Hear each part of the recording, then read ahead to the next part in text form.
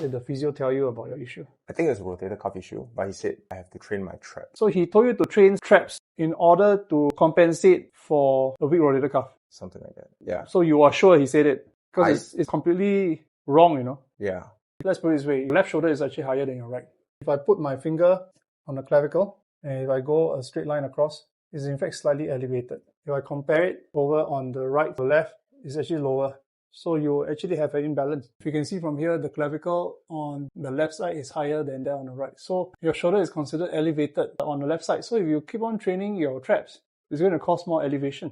Because basically you are training a compensation pattern, you're not training the primary movement. So what happens when you train the traps? It's going to cause an elevation and a protraction. That's why your shoulder will elevate. You do elevate and protract. Because that's what the traps will do. The traps attaches itself to the front over here. So he should be telling you to train your rotator cuff. Did he teach you any exercises to train your rotator cuff?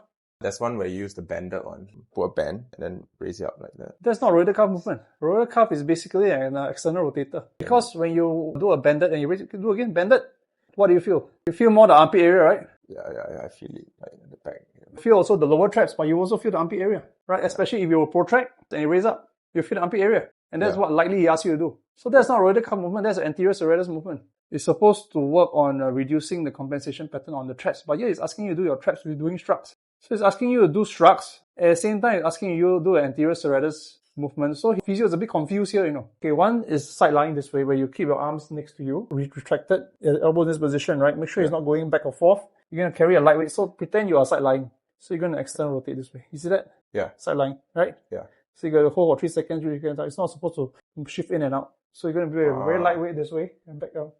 Next one you're going to do, you're going to have your foot here, chest out, and then you're going to make sure you suck in the same thing. You're just going to rotate up. Very lightweight, so maybe about 1 or 2 kgs max. Next one is, of course, face down, lying down on the bench, right? Your hand on the floor, lying on the bench, and you're going to do external rotation. So the weight distribution is different. Okay. What's your training program like?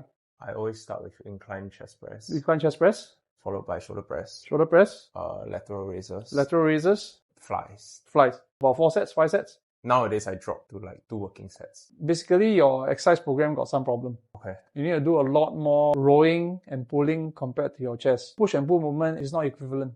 My legs, because I have like lower back problems, I just do a lot of machine work. And then recently I started incorporating RDLs. Because RDLs is a very hamstring glute dominant. It's not exactly one that trains your upper back.